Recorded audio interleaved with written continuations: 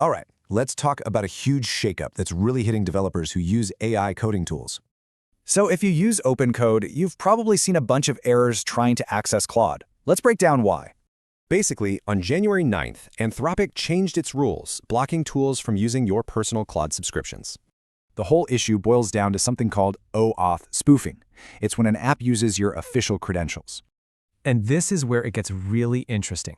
You have two totally different ways of looking at this.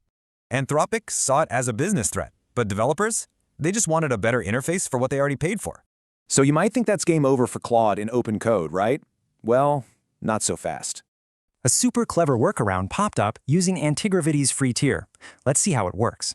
It's pretty smart. It uses free Claude access, and when you hit a limit, it just swaps to Gemini. Seamless.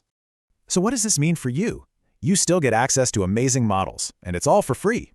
But, your options don't even stop there. This is just one of many choices.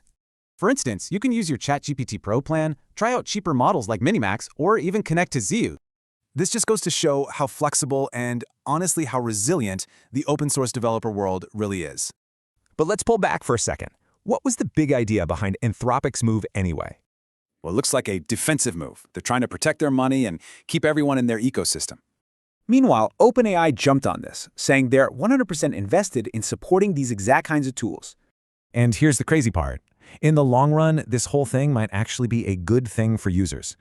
Yeah, it forces the competition to step up its game and build better, faster products for all of us. So what's the future going to look like? A big battle between these closed platforms and the open developer community?